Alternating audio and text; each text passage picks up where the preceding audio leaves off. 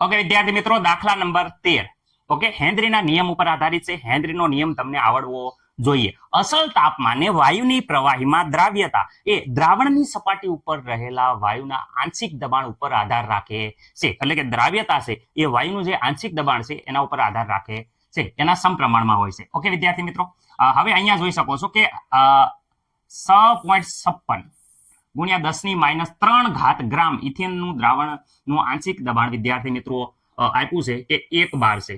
જો દ્રાવણની સાંદ્રતા વધારવામાં આવે, જોઈ શકો છો, જો દ્રાવણ 5 ગુણ્યા 10⁻² ગ્રામ વિદ્યાર્થી મિત્રો 5 ગુણ્યા 10⁻² ગ્રામ ઇથેન ધરાવતું હોય તો આંશિક દબાણ કેટલું થાય? ઇથેનનું દ્રાવણ આપ્યું છે. શરૂઆતમાં ઇથેનનું દ્રાવણ આટલું લીધું હતું, એમાં આંશિક દબાણ આટલું થતું, એની સાંદ્રતા થોડીક વધારી તો આંશિક દબાણમાં શું ફેરફાર થશે એ આપણે ગોતવાનું છે. આરામથી મળી જશે. બે દ્રાવણ ઇથેનના છે વિદ્યાર્થી મિત્રો.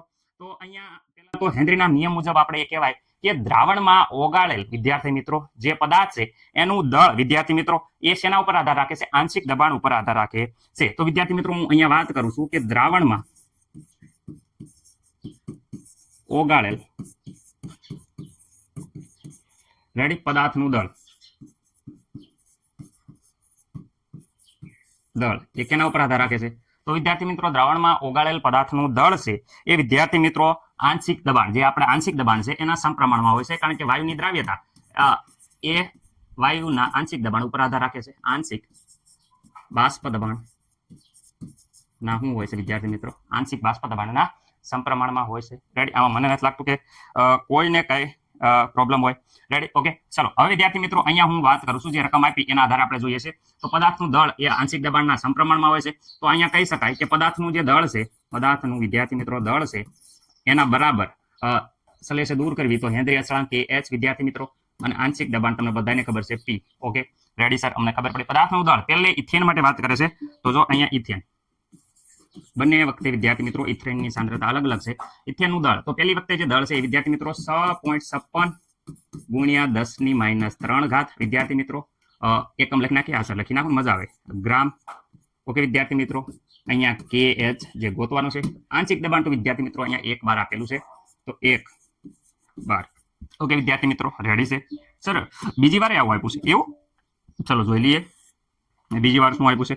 તો બીજી વાર કીધું છે કે એની સાંદ્રતા આપણે થોડીક વધારી છે. 5 ગુણ્યા 10⁻³ વિદ્યાર્થી મિત્રો 3 હતી, એની જગ્યાએ 2 છે. એટલે ખાસ યાદ રાખજો, અહીંયા 10⁻² છે એટલે સાંદ્રતા વધારી છે.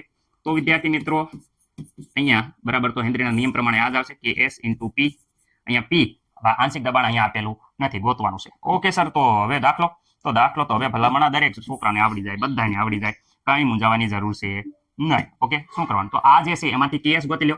તો વિદ્યાર્થી મિત્રો જોઈ શકો છો 6.56 ગુણ્યા 10⁻³ આ વિદ્યાર્થી મિત્રો ગ્રામ. ચલો અંગ્રેજીમાં લખું, ગ્રામ વિદ્યાર્થી મિત્રો. ત્યાં KS × 1 બાર. આમાં કોઈને પ્રોબ્લેમ નહીં સર? તો KS ને એકલા કરે તો અહીંયા 6.56 ગુણ્યા 10⁻³ ગ્રામ છે વિદ્યાર્થી મિત્રો, અપોન અહીંયા શું થઈ જાય છે? 1 બાર. ઓકે, છેદમાં 1 બાર અહીંયા વિદ્યાર્થી મિત્રો KS. ઓકે, આમાં કોઈને પ્રોબ્લેમ નહીં? આ એક છેદમાં આ બાજુ મૂકી દીધો. ઓકે, મને નથી લાગતું કે કોઈને કઈ પ્રોબ્લેમ હોય. તો KS બરાબર અહીંયા મળી જશે, જોઈ શકો છો. આ સમીકરણ 1 કહી દો, આ KS ની વેલ્યુ આમાં મૂકી દો. તો ચલો આ સમીકરણમાં KS ની વેલ્યુ મૂકતા તો આ એજ ઇટ લખશું 5.00 - 2 ગ્રામ. ઓકે, KS ની વેલ્યુ તો અહીંયા આવી ગઈ છે, જોઈ શકો છો. 6 વિદ્યાર્થી મિત્રો 56 ગુણ્યા 10⁻³ ગ્રામ છેદમાં 1 ગુણ્યા × P.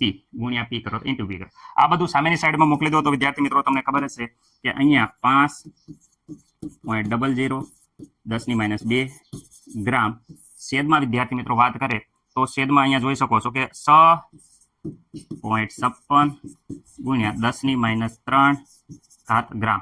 ઓકે, છેદમાં 1 વિદ્યાર્થી મિત્રો 1 બાર છે. ઓકે, તો 1 બાર છે એને અહીંયા છેદનો છેદ ઉપર વહી જાય તો વિદ્યાર્થી મિત્રો અહીંયા લખો કે અહીંયા લખો. ચલો અહીંયા 1 બાર. ઓકે વિદ્યાર્થી મિત્રો, ખાસ તમને મજા એ આવી છે કે આ ગ્રામ ગ્રામ જતું રહેશે એટલે જે જવાબ આવશે આપણો એ જવાબ હવે તો અહીંયા 12 ખાલી વધ્યું છે તો અહીંયા જે જવાબ આવશે વિદ્યાર્થી મિત્રો એ 12 માં આવશે. ઓકે, એકમ દબાણનો એકમ 12 છે, એમાં આવશે P બરાબર. ઓકે, તો વિદ્યાર્થી મિત્રો આ બધી વસ્તુ શેના બરાબર હતી? P બરાબર, કારણ કે આ બધું સામેની સાઈડમાં આ બાજુ P વધશે.